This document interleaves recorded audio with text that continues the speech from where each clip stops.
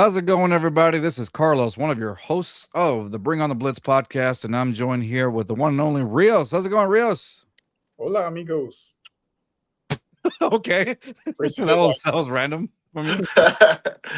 All right, he's stealing my gimmick. yeah, he's still your gimmick. What's going on? That's Papi's job to speak Spanish, bro. Stealing my gimmick, dude. Yeah, that's his thing. Don't take that from him. Don't take that from him. That's all I got. That's all he has. And of course, the one and only. We got the one and only Papi in the house. Been a minute. How's it going, Papi? It's all good, brother. It's all good. There we go. There we go. All right. So we're going to be talking today on the show about it's an installment that Rios and I did a few weeks back, and it talks about a lot of the Latino players that were part of the NFL draft, and now post draft, we're going to talk about where they landed and kind of how they fit in that system. Aside from that, we're going to be talking about the ones that got drafted and the ones that also went undrafted that were part of a team. Of course, after that, we're going to be talking about which teams we felt had the highest rated draft and which one had the lowest. So we're going to be, doing our A's In for our the best opinions. one. Say it again. In our opinions. In our opinion, yeah, in our opinion, and which one had the worst draft? Okay, and after that, we're going to be talking about the Texans, how they did on the draft, how their draft picks helped the team, and that'll be it. All right, so all this and more after our intro. Hit it. Tell them bring on the blitz. 20 number dogs on miss.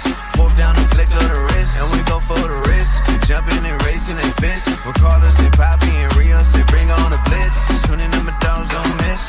Fourth down and flick of the wrist. And we go for the wrist. Jumping and racing and fist. With Carlos and Papi and Rios, they bring on the blitz. All right, love that song. Jam. I can jam all day to it. Banger.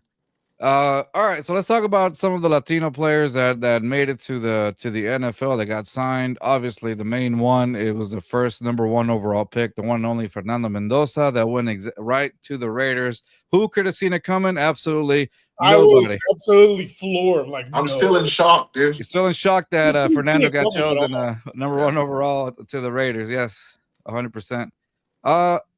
Honestly, the best fit for the Raiders, the best quarterback in the draft this draft class. And Rios and I, we've talked about this. After Mendoza, it's kind of like there's Mendoza, and then after that, it's just a huge. Well, not if you're the Los Angeles Rams, apparently. Yeah, that was woo. That was fun to watch. The presser with Sean McVay just like holding back as much as he could. The reaction from the people that at the draft, reaction on social media, I'm like, okay, I guess we're doing that. If it was any other like situation, it would be a little easier to like maybe defend. But the fact that your quarterback just won MVP, right? that kind of like breaks the argument, right? Yeah, it's like, wait, what? I think it caught all of us by surprise. Stafford with 0 arms is still a better quarterback than Ty Simpson. Like, I mean, that's the thing. It's a big fall from there. Like, don't get me wrong, Ty Simpson, out of the, he's definitely the second quarterback that should have been drafted in there. But I think I just don't see why the Rams though. And me and Rios were talking about it while we were watching the draft. It's like, damn, this Rams team is so well built, and the defense is really good. Their offense, I mean, the quarterback just won MVP.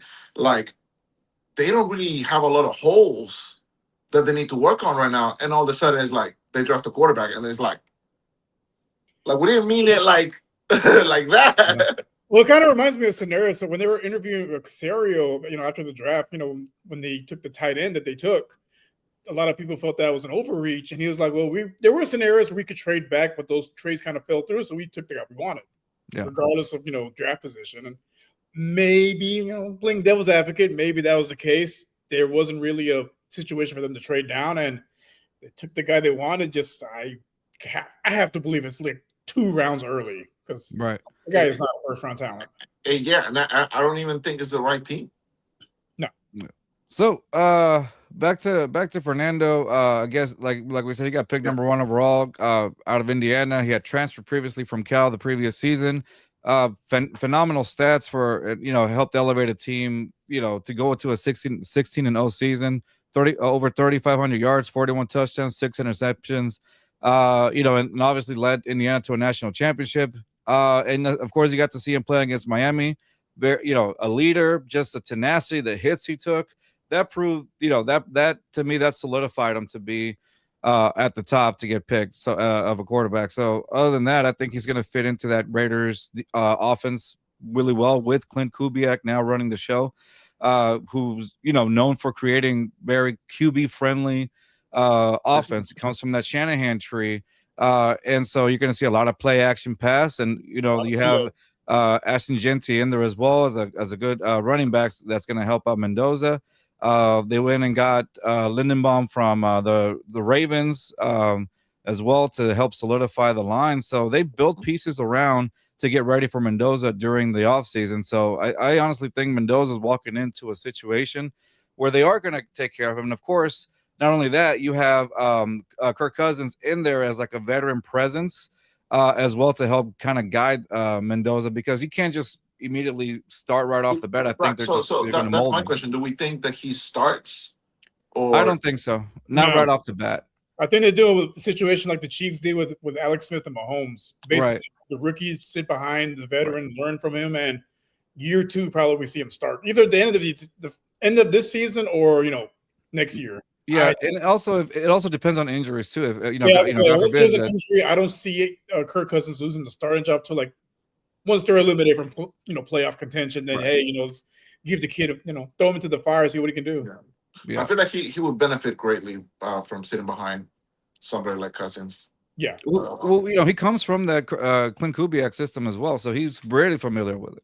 I do want the Raiders to, because I'm not very familiar with the wide receiver room right now. Mm-hmm. Obviously, they got Brock Bowers and Genty, right? Yeah. But you do want more weapons in there for Mendoza to kind of build some chemistry there. They don't have a true number 1, so it's going to be basically kind of like the Packers, just bunch of guys, and you hopefully see who emerges to the top to be the wide receiver 1. Yeah. Not a true alpha in that room, so it's going to be a true competition.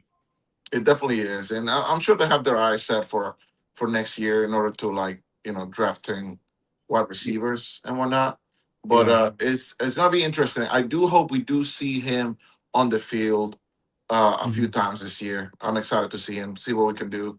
Yeah, I want to see how that transfers over. Yeah, from I want to see how his game translates, right? Because obviously he was the number 1 pick and overwhelmingly so. But there were a lot of analysts and articles saying is it more of an Indiana system, and he was just one piece of it, or was he really the difference maker, right? And sometimes the translation from college to the NFL, sometimes it just doesn't translate at all. So I'm excited to see what he can do. I'm hoping we can see him on the field pretty soon.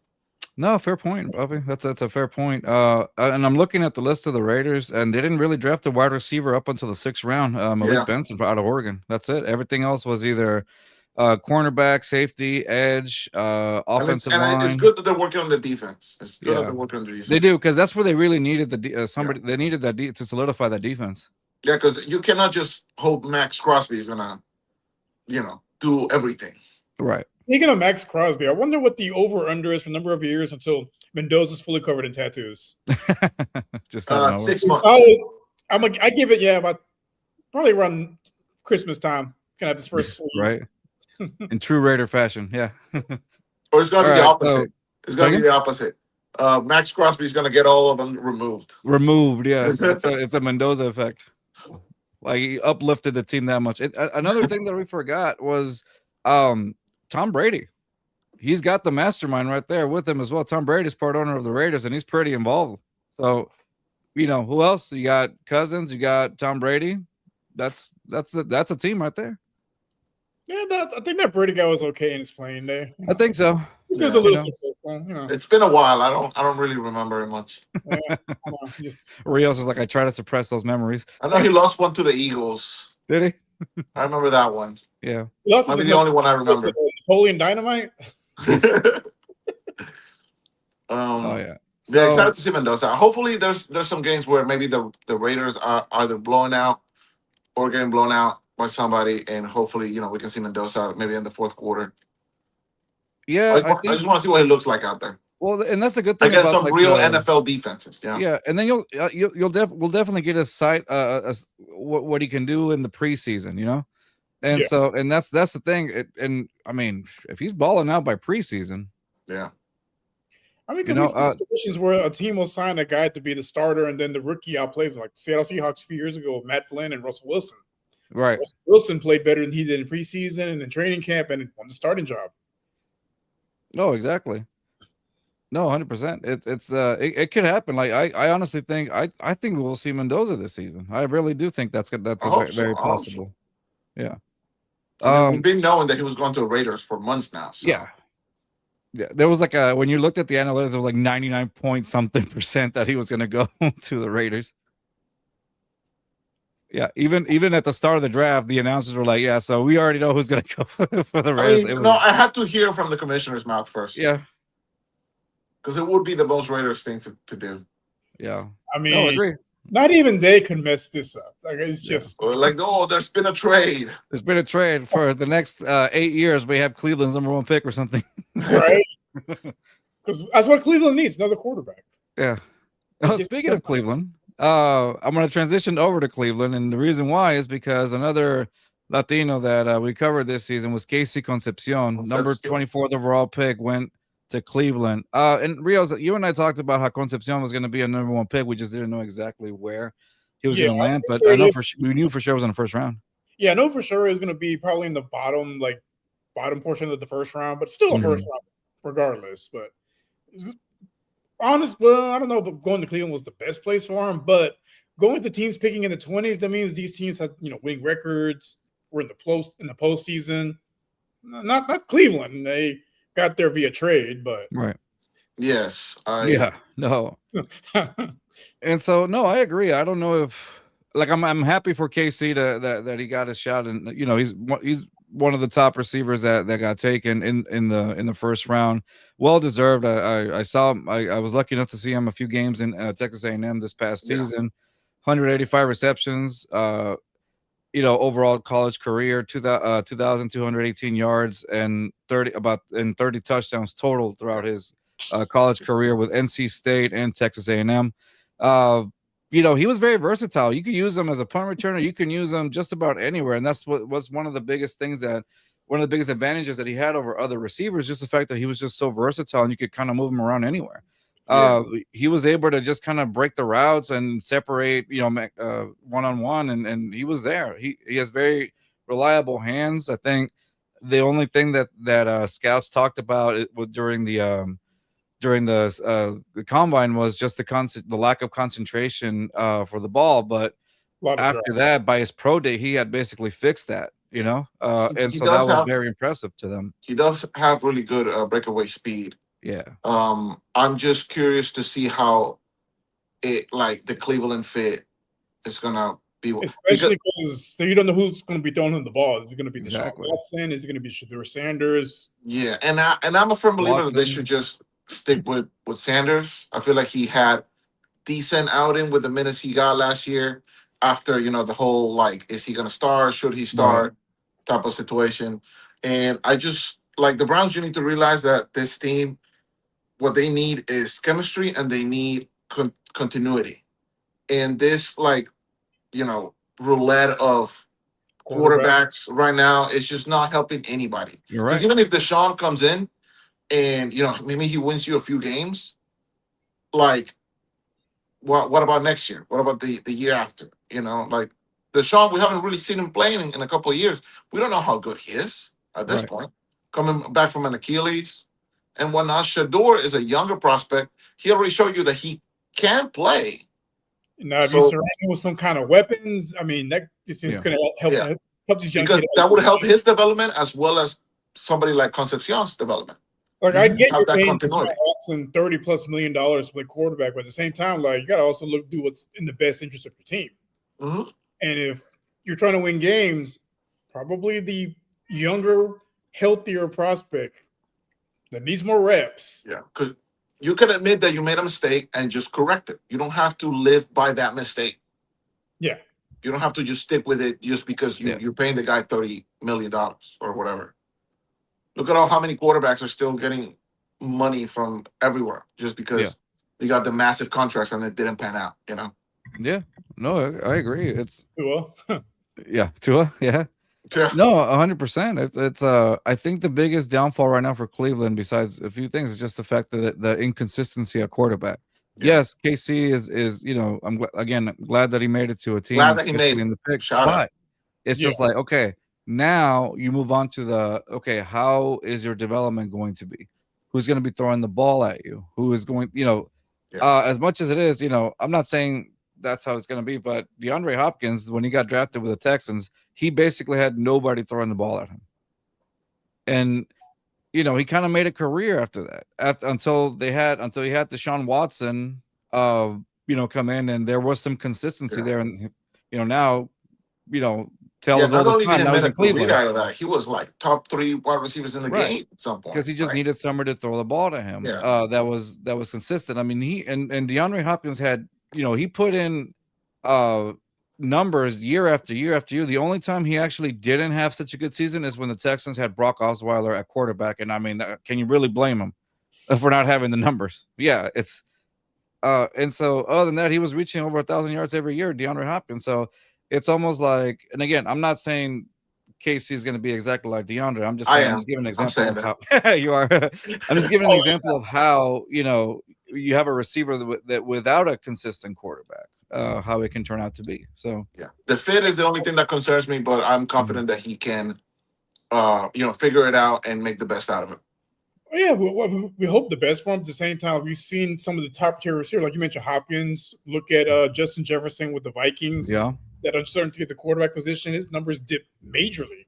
Same thing with a guy like Jamar Chase. When Joe Burrow's out, like he gets targeted a lot, but it's usually 2-3 yard gains because he's like quadruple covered. Like there's no where the ball's going. No, agreed, exactly. So. Yeah, no, 100%. So it's just a wait and see where KC, how his development, goes through the season, and this is something that definitely we're going to keep an eye on and see. This is what we saw and things like that. But I'm confident he's going to get the ball. I think so. Yeah, I think he's your number one. Yeah, he should be the wide receiver one because outside of him, you got Jerry Jeudy, who's not a wide receiver one. I couldn't name you another receiver on Cleveland's roster. Yeah, right, exactly.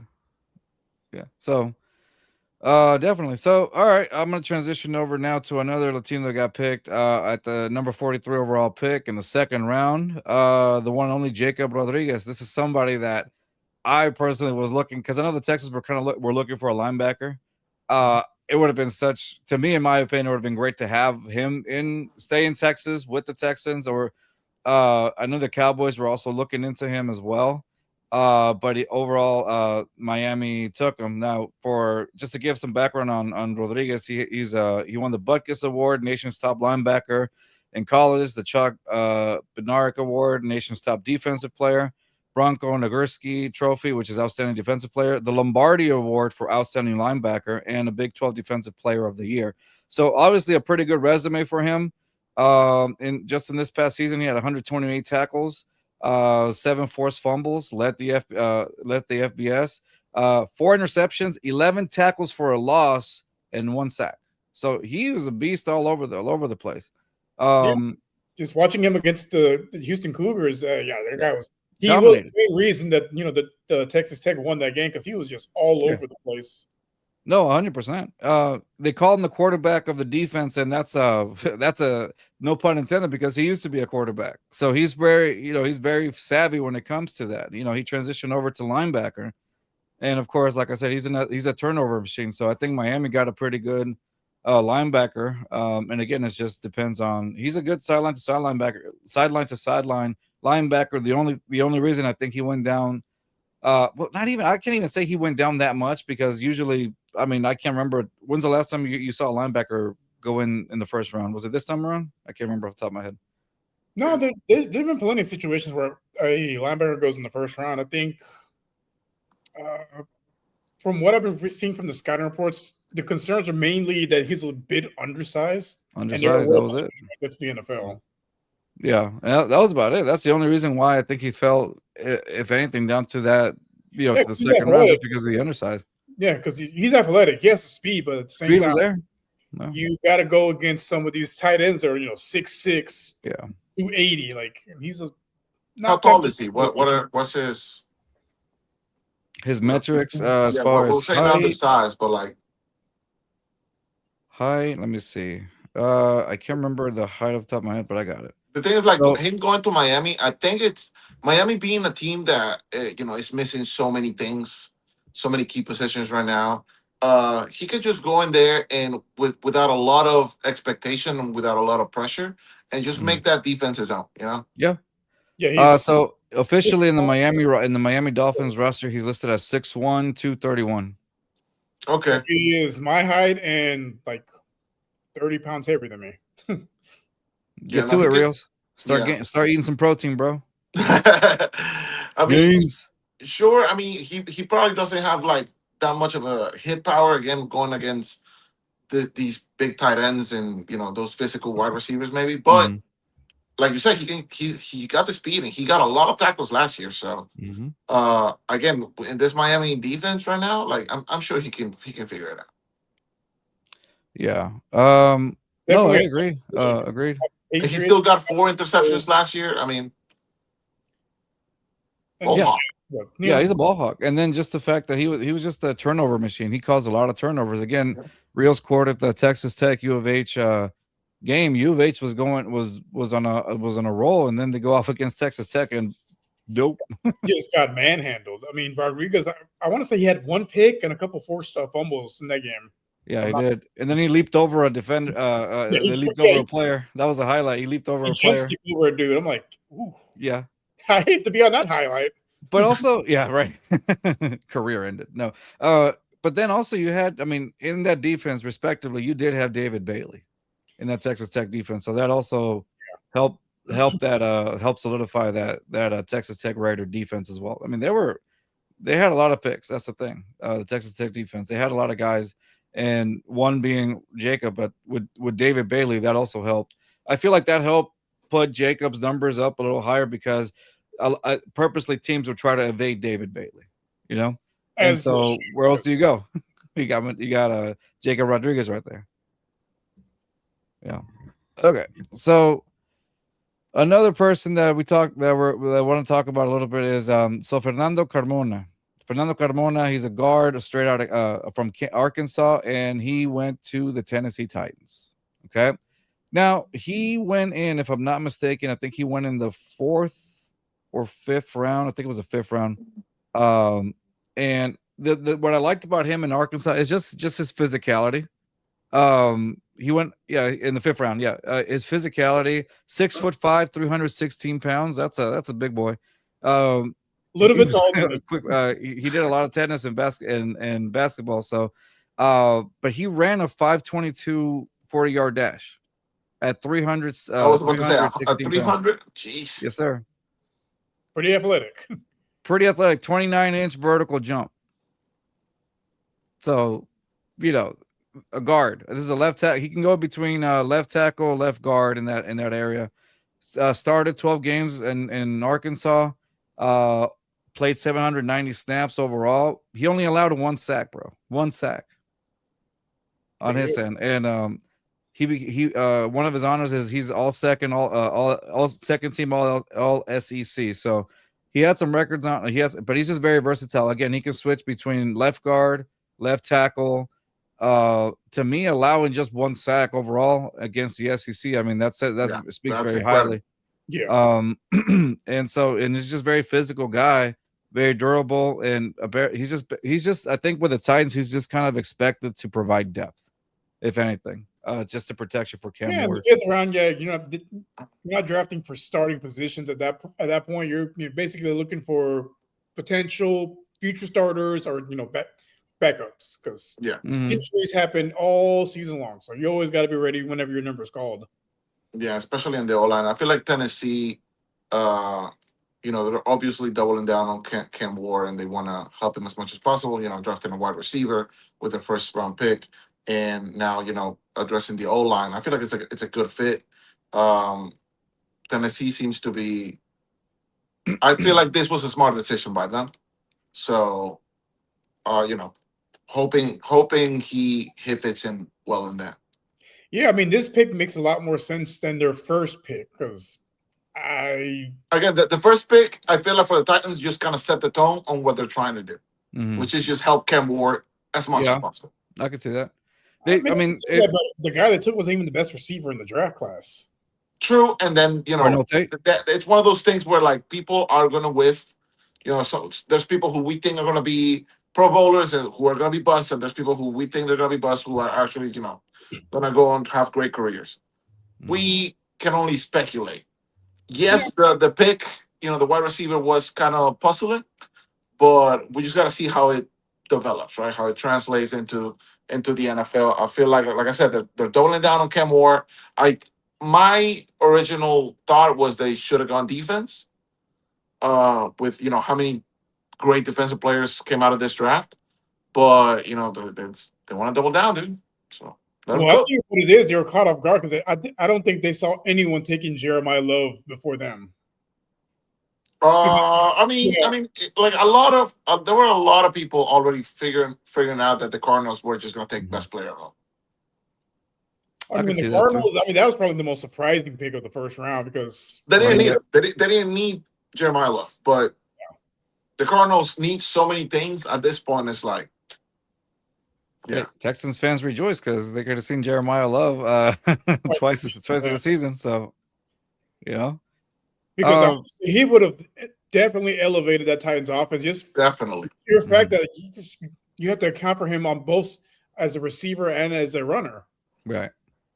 Versus the guys they have now, like their running backs, they're fairly decent, but they don't instill fear in defenses. Right. Yeah, because it was the Giants. It was the Giants who took Rios right after, right? I think the Giants picked 5th. Yeah. So I figured they were going to go defense, and when they took the wide receiver, I was like, okay, this is all out of whack now. Yeah. But I mean, we'll see. Yeah. Because even the analysts during the draft, they said he figures to be a wide receiver 2 type. I'm like. It's puzzling because you don't pick dudes that are going to be wide receiver 2 at the number 4 overall. Yeah, you normally are picking like a sure thing when you're picking that high up for a wide receiver.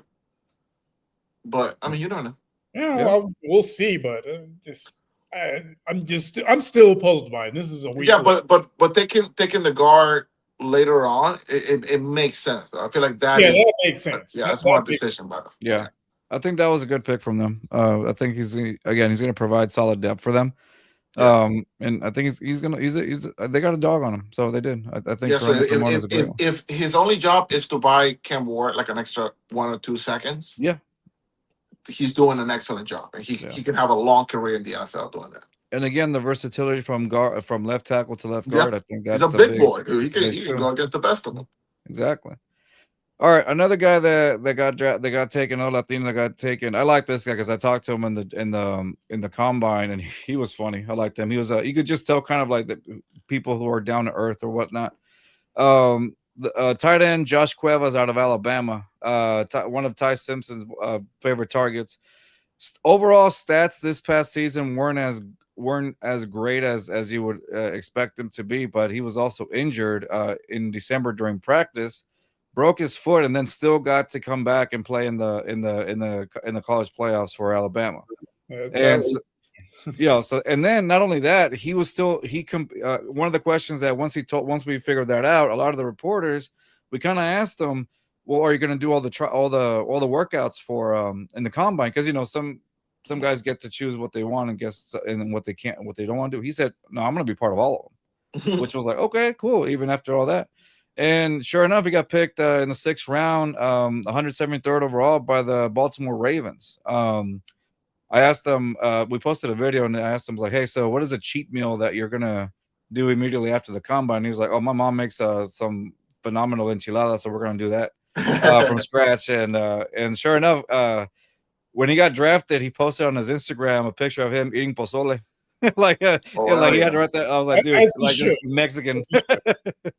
Yeah, straight up. So, good, like just really positive dude to talk to. Just really cool dude overall. Really good personality. So we had a lot of fun talking to him. But yeah, as far as his the way he is, this dude has a really good breakout speed.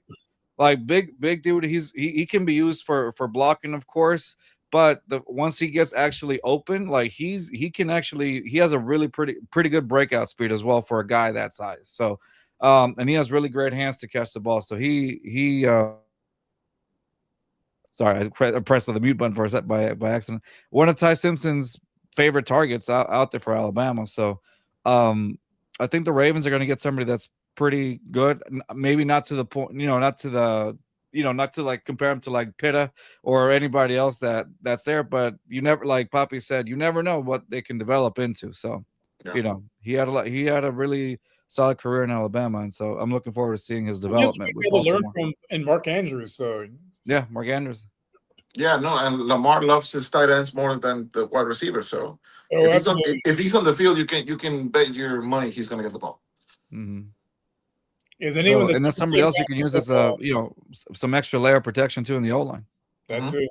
Yeah. Well, just to go back on your point about Lamar loves the tight ends. Anyone that's had a Ravens wide receiver in fantasy football, yeah, you might get the odd 30-point game every once in a while, but for the most part, they're at the for the most part, it's like half a point. Yeah, you're lucky. One catch for 5 yards. Yeah, Lamar loves his tight ends, so you already know he's on the field, he's gonna get the ball, and he's gonna make plays. He's a playmaker. Yeah. Yeah. So I'm looking forward to that too. I think if you give Lamar a chance, he's gonna make a play. Yeah. And there you go. So another guy that I'm looking at is none other than Enrique Cruz Jr., offensive lineman, got chosen in the 5th round, 179th overall pick by the 49ers. Pretty athletic guy. I mean, he had a 4.94 40-yard dash. Big guy as well, obviously. I'm looking at his 6'5", 313. Damn. To run at a 4.94, just immediate death.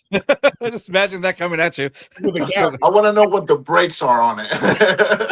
Exactly. Started 24 games in Syracuse from 2021 to 2024. Then transferred out to Kansas for the 2025 season. Started 12 games there. Transitioned to right tackle, and then by doing that, he earned all Big 12 honorable mentions. And so that's as much as we got. He's very explosive. 35-inch vertical. 9.8 broad jump, ranked 2nd best amongst the offensive linemen in that class. A depth piece, if anything, for the 49ers. Yeah. Well, considering their injury history, I mean, he might be starting pretty soon. He might be, because the 49ers are another one of those teams that they just need help pretty much everywhere, brother. So they got a good guy in there. Which we kind of saw coming, because they had to, eventually pay all the Avengers on offense, and you can't pay. Yeah, we knew. Once you pay the quarterback, you're going to lose a piece here, lose a piece here, lose a piece there. Only one was Kittle. I mean, sucks that he went down with an Achilles injury. I know, man. The playoffs too. Yeah, that was wild. That was tough. Achilles, that was tough, man. All right, this one was weird. All right, and hear me out. So this next guy was not at the NFL Combine. Okay, was not at the Combine. Mm-hmm. And yet, so I don't. It's funny because even the analysts, when he got chosen, they were like, he must have a good scout somewhere. But he was not at the draft. He was not at the draft. He was not at the Combine. Okay, and here's one of the best parts. They drafted defensive tackle Gabe Rubio, 210th overall pick in the 6th round. Okay, we call it a legacy pick because it's a surprising value move based on his pre-draft rankings. He was injured, and not only that, he I think if I'm not mistaken, they drafted him obviously because of his size and length, 6'5", 321. Okay. They said he possesses like a throwback frame to the Steelers traditionally favoring for their defensive linemen. And so when he's healthy, obviously he was a really good run defender for Notre Dame. And so, but I don't know. It's just kind of like I'm a little, I guess, taken by it because there was not a lot of film for him this season. Last season there was some film in him, but this season there was injuries and stuff like that, and I didn't see. I don't know what fully impressed. I guess I mean I'm not a scout, but if I was a scout, I don't know what they saw in him that made him not go. I thought he was going to go undrafted. To be fair, I didn't even think he was going to be part of it. I didn't think he was going to be even part of this thing. I mean, you said it's the 6th round, right? Yeah. I mean, it's not guaranteed, right? Of course, it's not No, guaranteed. at that point, you're just taking, You take flyers on people. Yeah, on a few guys. Yeah, he's not unheard of. You look back a couple of years ago when Houston took Derek Stingley over Sauce Gardner.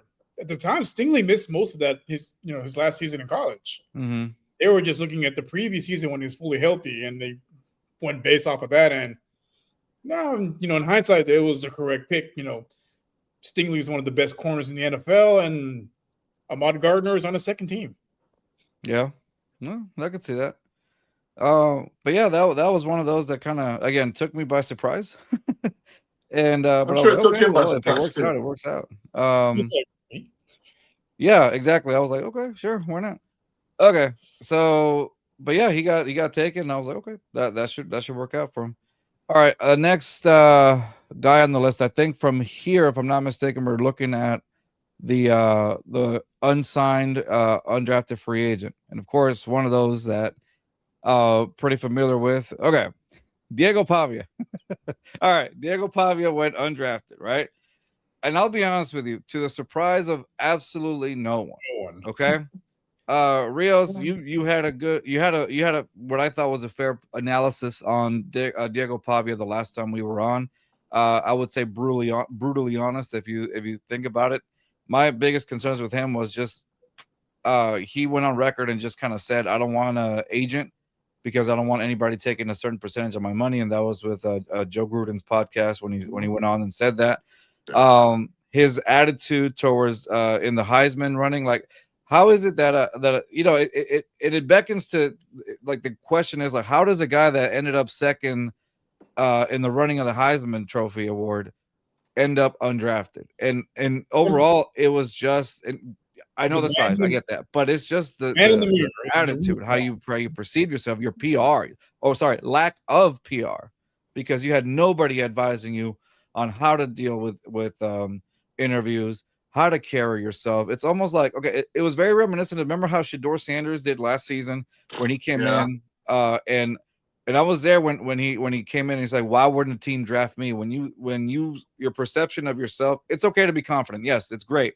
But when you're overconfident and your perception of yourself is you present yourself to be bigger than the team, bigger than the league, that almost like blacklists you. Does that make sense? And and that's what they did with Shedeur last season.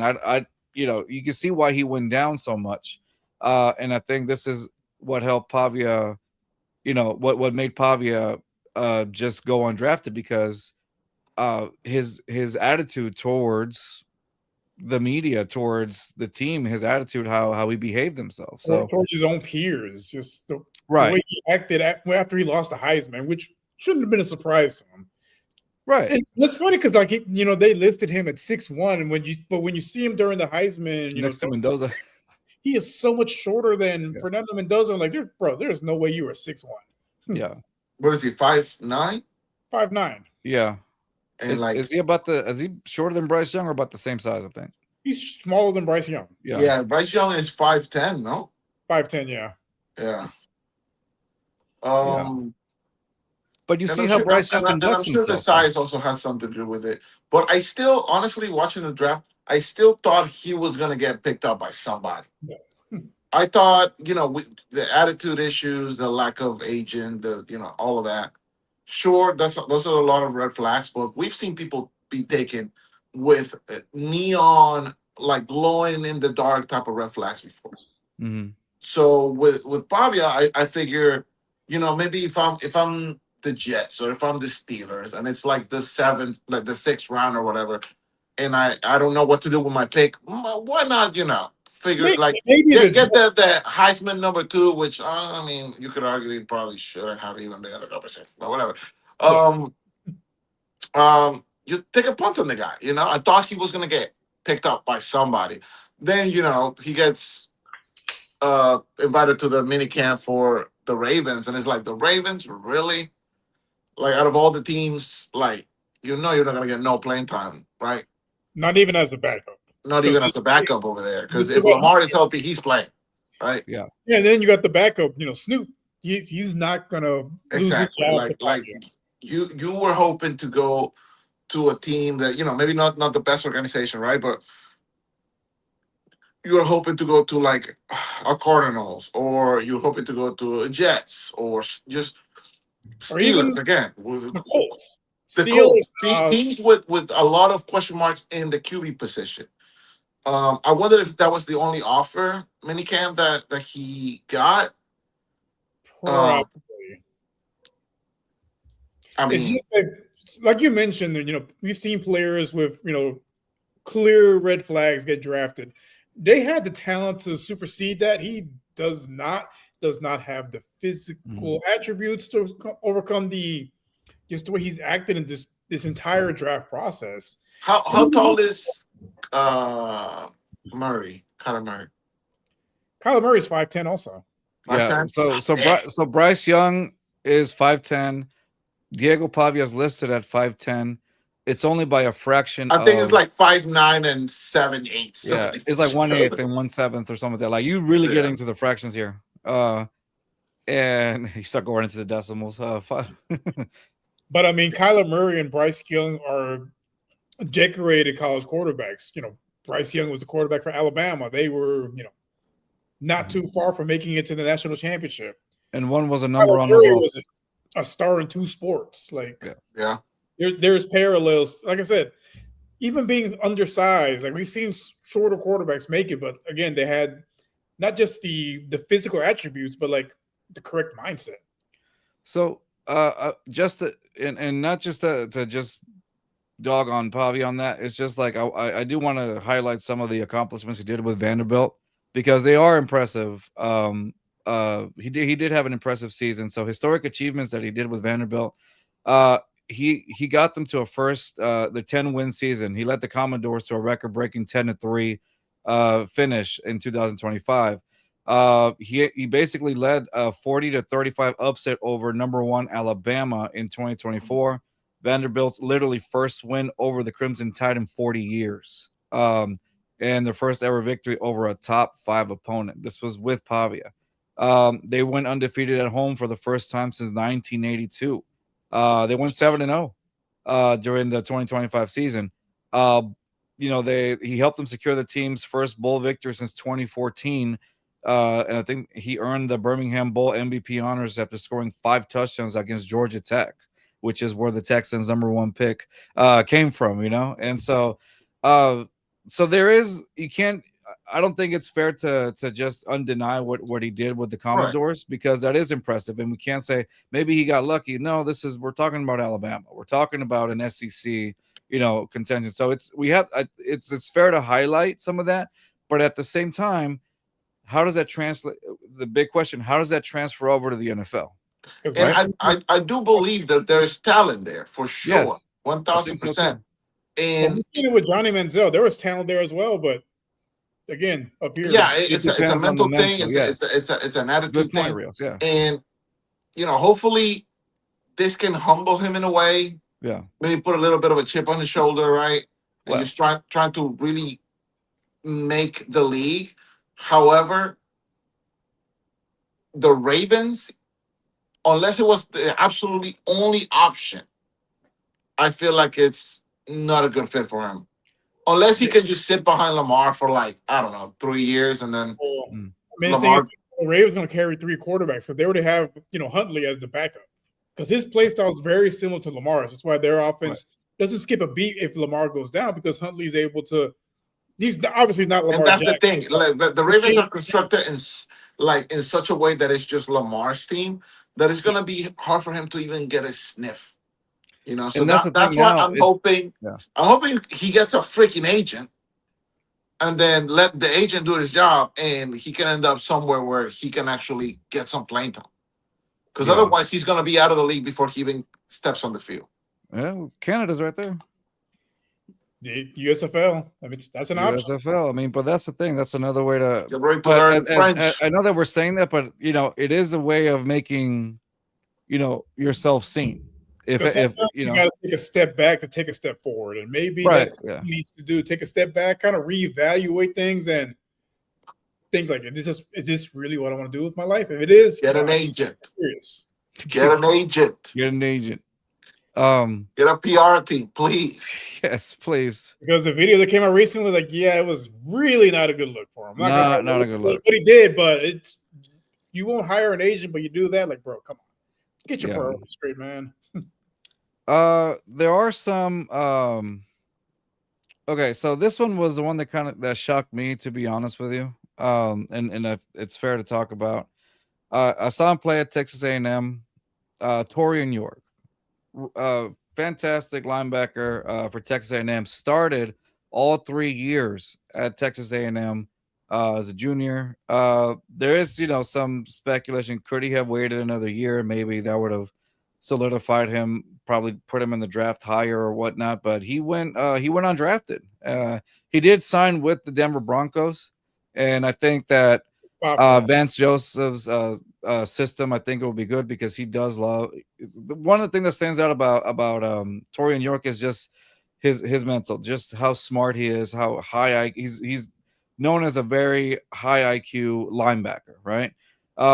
The only thing was the speed was not his best asset, and that's it. His speed was not the best asset, and that's what a lot of scouts saw in him. But aside from that, I mean, he's a phenomenal player, and that's where it's at. But that one did take me by surprise. But other than that, I'm just glad he made it to a team. And so I'm really looking forward to see how much he can do with the Broncos. And I think at this point is, well, if he went undrafted, I think now is just time to prove it. And he's done that throughout his career, and proving what he's worth. So I think he'll start off with obviously training camp. And I think he'll still able to do, I think he'll do special teams, in my opinion. I think he'll have to make his way through special teams. EJ Speed, remember EJ Speed from the Colts? The Texans got him last season, and immediately went 2 seasons ago. I'm sorry, and he started with special teams, and then now he's on the opposite side. Yeah, he's with a starting linebacking crew with Henry To'oTo'o and Azeez Al-Shire, who just got an extension from the Texans. Yeah, so, and he's there. So it's very possible for him to stand out, and that's just what he has to do. He's going to have to show out. But Torian York was one of those that did caught me off by surprise. No, I mean, I think this was a pretty deep class for defensive players. It was. Benefited him a little bit to stay in school another year. But, I mean, like we've said on previous shows, it doesn't matter where you get drafted or even if you get drafted. It matters where you land and what you do with that opportunity. Yeah. Oh, agreed. But yeah, that's all I have on Cuevas. I'm sorry, on Torian York. Some honorable mentions here. Gabriel Plasencia, kicker, signed with the Chicago Bears. Another person that got invited by the 49ers, another kicker that got invited by the 49ers. The one only Ethan Sanchez from U of H. Phenomenal season with Ethan Sanchez. I think he had a tryout day with the Texans as well. I think from what I read, there was a scheduling conflict, so I don't think he was able to do that one. And with the Falcons, because he posted on his Instagram. But overall, he got an invite with the 49ers. So Ethan Sanchez, kicker out of U of H, went over there with the 49ers. So that's good. The 49ers, they need help with the kicker because they went through a laundry list of kickers this past season because injuries, and they just couldn't find a guy that was consistent and putting the ball between the sticks. Yeah. The next guy, another honorable mention, Joey Aguilar. Rios, we talked about Joey Aguilar. Had a fantastic. It looked like he was starting to take off with the Vols in Tennessee, and then injury, and then that kind of set him back, and he was out for the remainder of the season. But overall, he applied for another year, but he got denied, and so he had to enter the NFL draft. And you can kind of tell when we were talking to him, he was just kind of. You could tell that it really bugged him, especially he told us the story. Carson Beck and Stetson Yeah. Bennett be 7-year college quarterbacks. Yeah. And it didn't, and then, he wasn't approved. And what's crazy is that he was telling us about, like, he was, out with the people that not out, like, hanging out, but he was very good. He was familiar with the people that the committee that would approve or deny his request, and he felt like he was going to get approved, and then they just kind of hit him with a nope, not at all. And so he had to enter. So you could tell that it was getting on him. But now he did get a he went with the Jacksonville Jaguars. He signed with them, so it's just we're gonna see exactly what happens, and hopefully he can develop into transition. If the Jacksonville Jaguars are not a fit for him, he can transition. But I think that's what he needs, just a shot and to prove himself. Yeah, like Rios said, it's what you do with that opportunity. So. Agreed. Another guy that got signed with the Jacksonville Jaguars, honorable mention. I'm just going to the honorable mentions now. It's Trevor Pena, wide receiver from Penn State. We covered him too, and he provided some solid highlights, but overall he went undrafted, but Jacksonville picked him up, so that was good. And that's about it. That's all I have for our Latino players. So pretty good. It was a draft. It was an NFL draft that had the most in, I don't know if ever, if ever. It might have been ever, because I can't recall this many of our. I feel like every year it gets a little bit better. Yeah. I mean, last year I covered a few guys. I think taking over. Yeah, it's bro. It's the basketball's next. Huh? I don't know about basketball. What'd you say? So basketball's next. Our people are the tall people. Slow it down a little bit. Okay, listen, we're not going to be centers or anything, but we can definitely get a few guards in there. Bro, I'm 6'1" and I'm short for basketball players. Yeah, but we're not talking about you. We're not talking about you. I'm talking about. It's not always about you, Rios. We're talking about some of these 6'6" guys that hopefully, instead of being 300 pounds, they can be, It's called bring on the Blitz, Rios, not bring on the 210 and, have a wingspan of Kawhi. Okay, let's start slow. Oh, anyway. Less tamales. Tamales. Go your tamales, bro. No, so nonetheless, pretty good draft. Like I said, the league is changing. I mean, if you look at this past Super Bowl, like, you had a lot of Latinos in the Patriots. You had a Latino highlighting the Super Bowl. You had Latinos in the Seahawks. So one of them being Julian Love, Christian Gonzalez, not only just Latinos in the teams to provide depth. These are solid starters. Starters. Yeah. Bryce Young. A lot of people didn't know about Bryce Young. Areskina was one of the first people to break it out, and they're like, "Oh, what?" Bryce Young. Exactly. It's a mustache, bro. It's a mustache. You got that Vicente Fernandez mustache going on. Anyway, so highlight. Anyway, so all right. So now let's transition over into, like, which teams do you think had the best draft, and which teams did not do so well in your opinion? So it's just two teams that you can think off the top of your head. Just let us know a little bit of why you thought those teams didn't have a solid draft, or why they did have a solid draft. So Rios, do you want to go first on this one?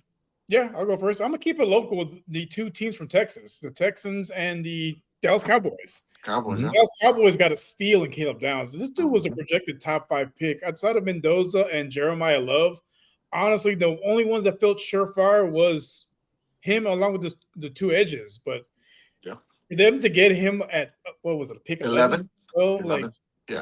They'd have to give up a whole lot to move at one spot, because they knew, like, hey, a guy at this talented falls to us, you got to take him. And he has a chance to, like, really turn around the Dallas defense, because they were one of the league's worst. They were the highest scoring offense, but also give up the most points. Yeah. So they can shore up that secondary. I don't know about their pass rush situation, but at least their secondary is going to be set with, that guy back there. So yeah, and then they got the edge, right? Which hopefully can take some of the Micah Parsons leaving taste out of people's mouth. It's going to take a lot. It's going to be a collective effort to try to replace a guy like Michael Parsons. Definitely. But like getting a defensive end, it helps. Getting a perennial All-Pro, like this guy is that talented on the defensive side of the ball. Yeah. And to get him at pick 11, that's just crazy. Caleb Downs was really good. And you said the Texans as well?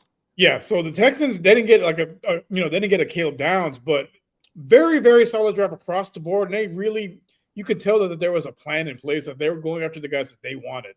Like they traded up to get the guard, to get Rutledge. And I will admit, during our live streaming of it, I was a bit confused because when they had in his highlights, they were like, he only took a few snaps at center during the Senior Bowl. I'm like, didn't make sense, especially after signing Eddie Ingram to the big deal and picking up Wyatt Teller. But I started seeing more and more of his highlights, and then basically they were saying they got him for the mentality he brings. And looking at him, like, this dude doesn't care about anything but ball. Like, looking at when he got drafted, it was him, his wife, his mom, and his dad on a 42-inch Vizio TV. Like, no, this dude. That's how you knew. Not the Vizio. He didn't have a whole setup. He didn't have the balloons. He didn't have anything. He had a 42-inch Vizio TV that he got at Walmart for $198. I checked on Black Friday. Black Friday deal. Foldable tables, foldable chairs. That's how you know that's generational. He didn't have a whole bunch of friends or family there. No, just the closest ones to him and Wingstop. That was it. Wingstop. Hey, bro, do you remember the thing I sent you? I sent y'all. It was talking about comparing how some of the Texans offensive linemen previous seasons were showing off their shoes and stuff like that. And this guy was talking about. He told Nick Caserio and D'Amico Ryans, he's like, "Oh, I only got one good pair of boots. I don't really have anything nice to wear, or whatever. Clothes. All I care about is playing ball." Hall of Famer, bro. Hall of Famer. Hall of Fame. Build a statue. There was a culture shift because, like, these. I think I can't remember who shared this clip on Twitter today. Actually, it was during the Green Bay Texans game where CJ got into it with the sideline of the Packers, and he was essentially by himself. There wasn't a I remember that. No, I agree. I saw that. And like you saw throughout the season, like he would get sacked, and no one really like came to pick him up, or he'll get hit late. And like when he got hit late in that Broncos game, there was normally if you hit your quarterback late, there's going to be a scuffle or something. Is that, correct me if I'm wrong, Rios, is that the one that where CJ went after the linebacker, kind of like when face to face with linebackers? Is that the one you're talking about? Green Bay, yeah. Well, no, I was talking about the Broncos one. Oh, that was the first Broncos game. Yeah. The last one where he got knocked out for 3 games with the concussion. Yeah. I mean, still, there was no one really stepping in and just kind of like making a big deal. Yeah, I know what you're saying. Like, it felt like nobody was sticking up for the quarterback. Because you see with those, like when the Bengals, for example, someone even gets breeze on Joe Burrow, those linemen are ready to throw hands. Yeah. And you didn't see that, so you think it? I felt like all the Chiefs linemen, like these guys are ready to throw down for the quarterback. With the Texans, they're basically their linemen cared more about posing for Instagram, looking off in the distance, posing with their shoes. I'm like, come on, guys, like. So out of those two teams, those are your two teams that shine in the draft, right? For the Cowboys, because they got a guy like Caleb Downs. For the Texans, it was not spectacular as far as big names, but as far as how they fit with the team, I think these guys will take them to the next level. Because with their second pick, McDonald from Ohio State, that's the guy that I wanted them to draft in the first round. That's a steal. The fact they got picked at 36. This guy was the top defensive lineman, defensive tackle in college football, playing at Ohio State. And you add him to a defense that has Will Anderson Jr. on one side, Daniil Hunter, then you have Togiai, then you have the linebackers, that elite secondary. I mean, this is just – I think someone put it best, like, how did they allow the Texans to get this guy? Yeah. Who allowed this? So if you're looking at that to back up your point, Rios, they have Will Anderson Jr., Sheldon Rankins, now Caden McDonald, Daniil Hunter, Henry To'oTo'o, Aziz O'Shire, Jalen Petrie, Derek Stingley, Kalen Bullock, and Reed Blankenship. Did I say Kamari Lassiter? I can't remember if I said Kamari. You did not, but Kamari Lassiter. That's presumably your starting defense. Some people might die on the field next year. And they got the linebacker from Indiana, the national champions. Exactly, national champion. Yeah, that's scary, man. That is scary. That defense is going to be. I think we went in talking about how I think we were kind of concerned. They're like, how do you make this defense? When the Texans didn't win and they had all their issues that they did against the Patriots, it's like how do you how do you put away a defense that may not be the same next season? And now with these picks, I don't know, man. It looks like it's going to be pretty solid for the next few years. Yeah, I think might they be addressed that. better. And I think to back up your point, Rios, I feel like they addressed everything that they needed to, as far as depth, as far as positions that they needed to address. How did you feel about that? No, absolutely. I completely agree. I think the only area I think I'm surprised they didn't draft was running back, but they did pick up the running back from Oregon. Yeah, Whittington, undrafted. Which is kind of crazy because he averaged like 8 yards a carry at Oregon. Yeah, I mean, the undrafted market is always so interesting because you might find a diamond in the rough, dude, and a guy like that. And that's it. And I think that's what they're doing there. And then, I mean, what is it? What's the mentality? Low risk, high reward? High reward, yeah. And I think that's with him. I also like that they picked up a tight end. Yeah. Just to, more depth in that spot, more options, just to see. I know a lot of people weren't super enthused about the selection, especially at the spot he was picked. But looking back at it, like they went from JJ McCarthy to a rookie, a freshman quarterback, and not the most productive. This guy that is not going to be starting next season. Yeah. So he's not. He's so it kind of explains the lack of production from the guy they got from Michigan, but at the same time, like if you look at the few highlights that they showed during the draft, like this dude is big, he can move fast. Mm-hmm. He's a great athlete. I think with Nick Haley, who's a former tight ends coach, if he can coach this guy up, and he's already a great blocker, which Texans do not have as far as tight ends go, outside of the guy they got from Moreau from the Saints. Yeah. Well, Moreau's not going to catch the ball. This guy can be a great blocker and be a threat to catch the ball. I mean, that opens up the offense a lot more. He gives us more options. In his press interview, he said he looked like he's ready to go. Yeah. Tall dude. And just keep in mind, guys that, were great blockers but not great receiving threats coming out of college. Certain guy named George Kittle. I think it worked out pretty good for the 49ers when they took him.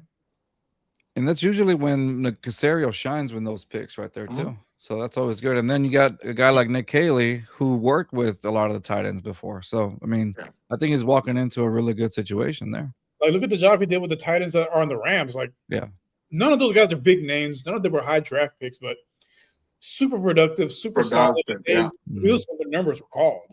Yeah. So who were your worst? Who do you think had the worst draft there, Rios? Man, so several teams, honestly. Anybody stick out? The ones that stick out the most to me, I would say, would be the Jacksonville Jaguars and Cardinals. Okay. Cardinals has to be the biggest one. Cardinals, just because you don't really have a direction. You don't have a direction as far as either side of the What are we ball. doing here? You don't have a quarterback. Right. Why would you take the running back this early? You can find a solid. You could have took Price, his backup. You could have taken defense. You could have taken anything that you actually needed, or even build up the offensive line. Like there were so many different directions. Running back is not. Or just trade the pick. Mm-hmm. Trade the pick. I'm sure.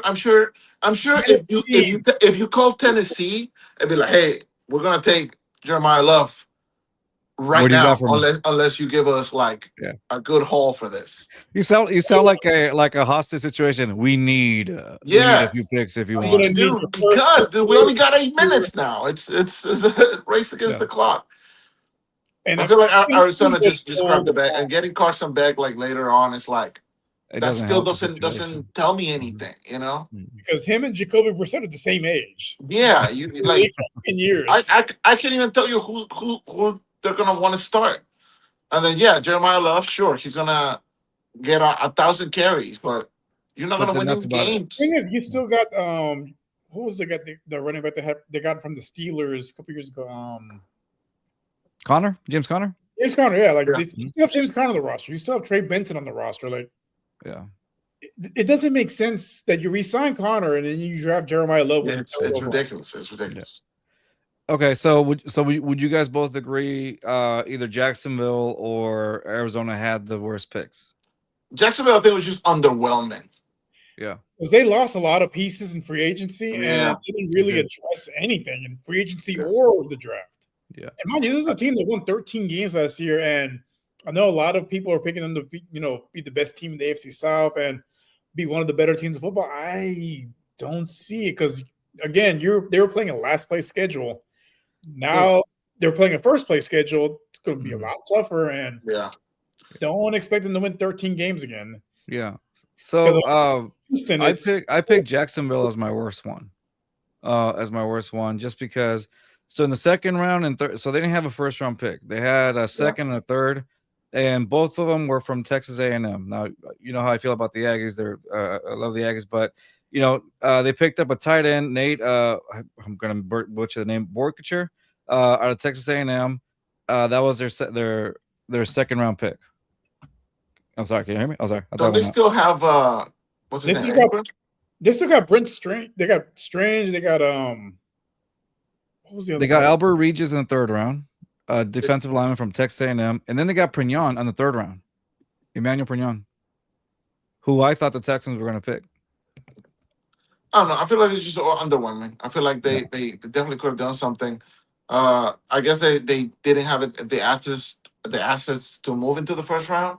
So yeah, because I mean the tight end they took is going to be tight end too because Brenton Strange is still their starter. Right. And then they got Tanner Kozio also from Houston, from U of H. Yeah.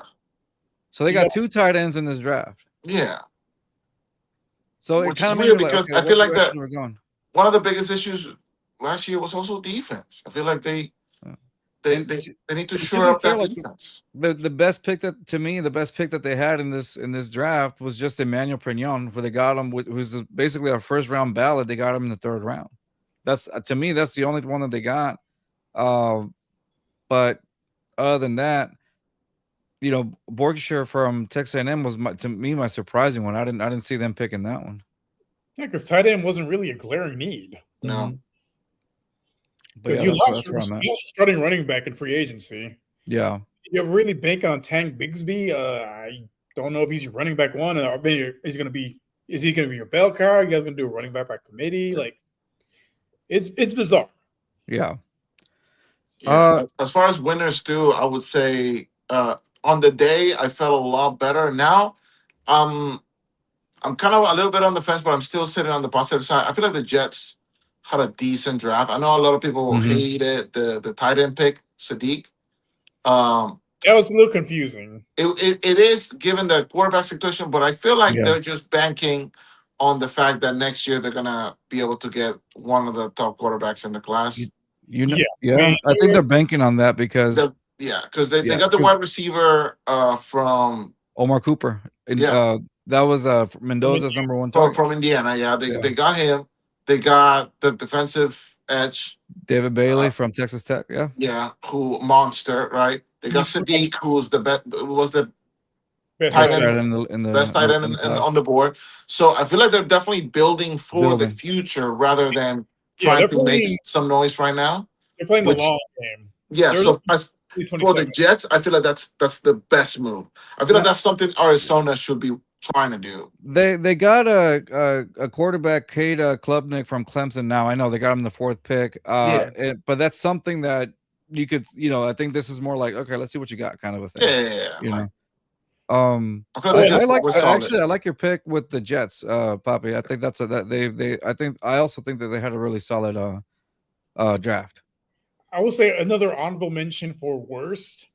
The LA Rams, just for the Ty Simpson pick. Yeah, it's just puzzling, dude. Just confusing as heck. Yeah, 100%. Even if you were looking to trade down and didn't find anyone, there was so many other better. So much talent on the board still.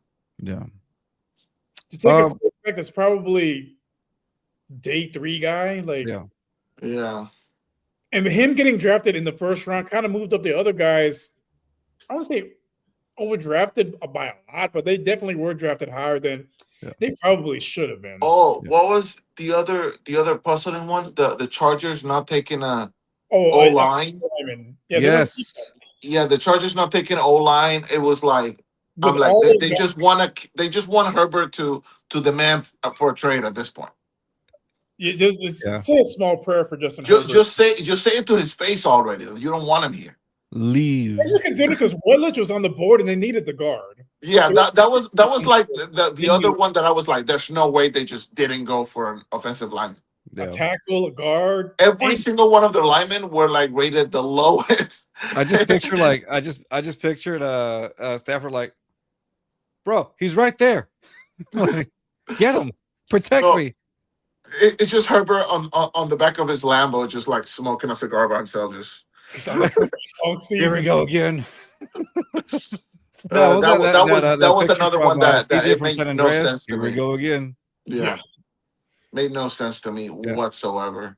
All right, so to end this segment here and move on to the Texans stuff. I do gotta go pretty soon because my phone is on 10%. It's about to die. So. Okay. So to me, the best pick was Las Vegas for obvious reasons for Mendoza, and it just it was hard to mess that up, to be honest. Yeah. It's hard to mess that up walking into the best part of I think he's walking into a place where he's going to be, fostered pretty well. So I'd say looks like they're moving in the right direction. It's still the Raiders, so I can't just you can't just fully go all in. I can't just say like, oh, they're cooking. They're about to like take the league by storm. I'm not saying get it. that. You got trust issues. They haven't been good since John Madden.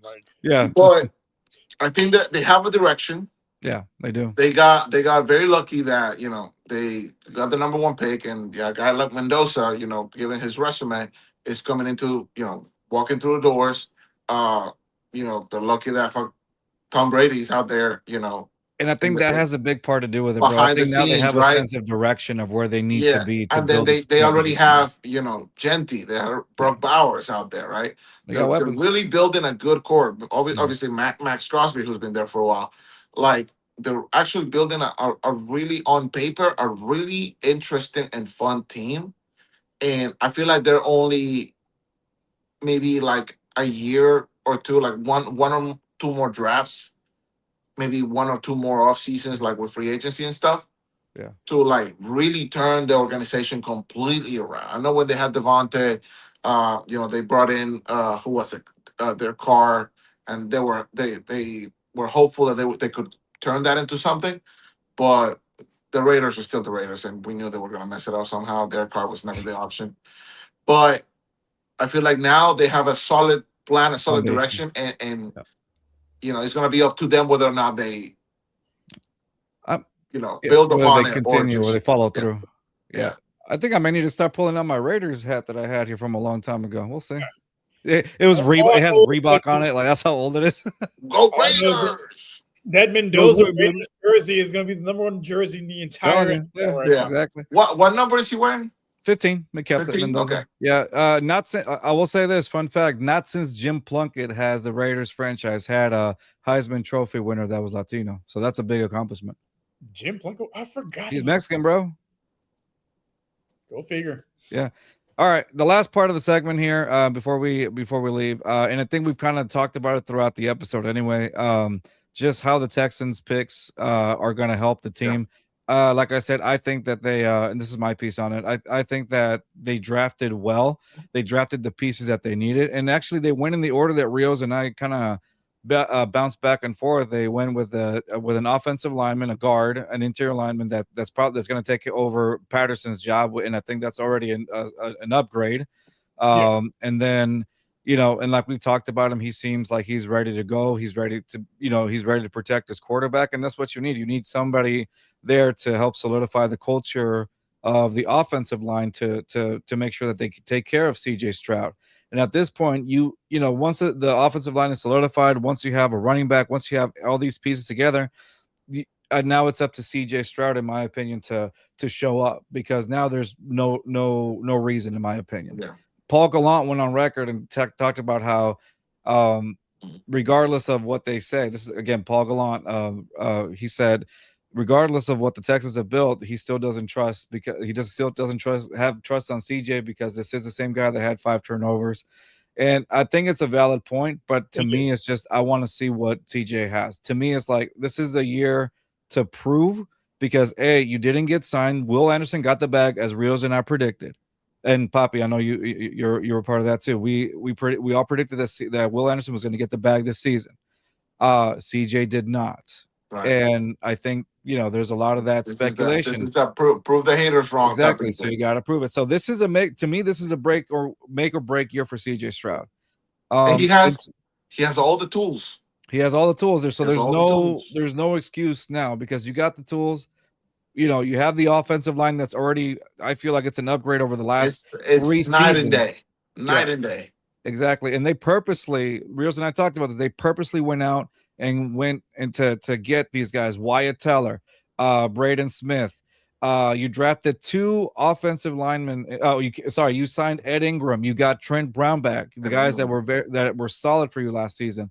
You got a tight end. You got Dalton Schultz back. You got a running back. You have a running back. You have a phenomenal elite defense. You have a great receiving core. There is Tank Dell is coming back. No reason, and you have Tank Dell coming back, hopefully in good shape. So you have no reason, in my opinion, to not to blame somebody else for this.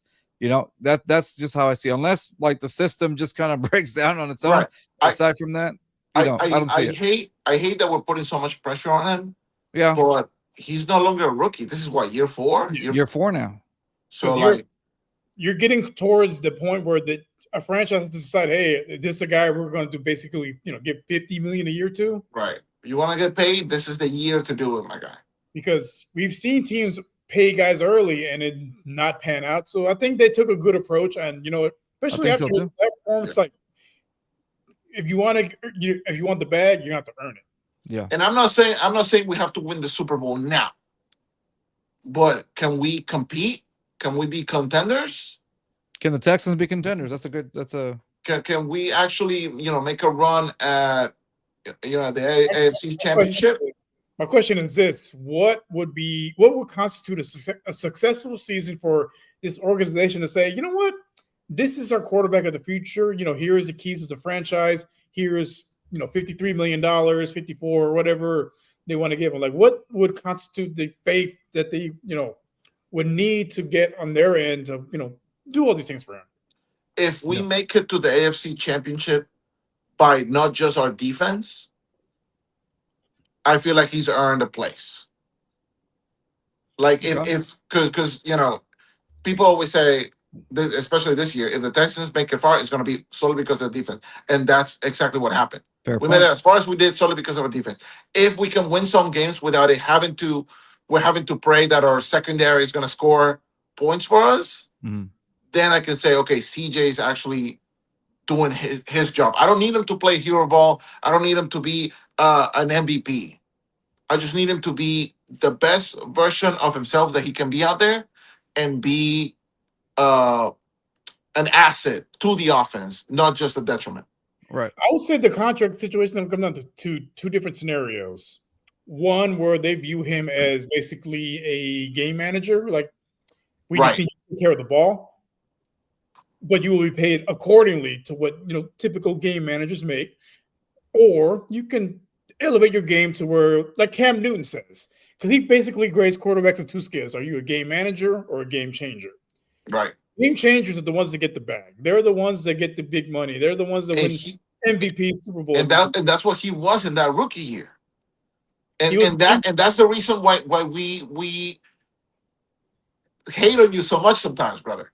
It's because we've seen what you can do when you go out there and ball. So just do it one more time. Yeah. So as far as the picks go, I'll go with one of my favorite picks that they got. It's a little bit underrated, but I've seen a lot of clips of them. On the 5th round, picked 141 for the Texans through Cleveland and the Raiders. Kamari Ramsey, the safety out of USC. If you haven't seen any clips on him, this guy is a hard hitter. Reminds me a lot of Kamari Lassiter, also coming out of USC. Like he hits hard. It almost looks like Jalen Petrie's out there. That's how hard he hits. Oh, bro. God. If you haven't seen any clips of him, you need to see them. They're fantastic. Small correction: Lassiter was at Georgia. I apologize. I said Lassiter. I mean Bullock. I apologize, Bullock. Yeah. Oh, I mean, honestly, I'm surprised he lasted this long because I think a lot of people from all the mock drafts that I went through had him 2nd or 3rd round. Yeah.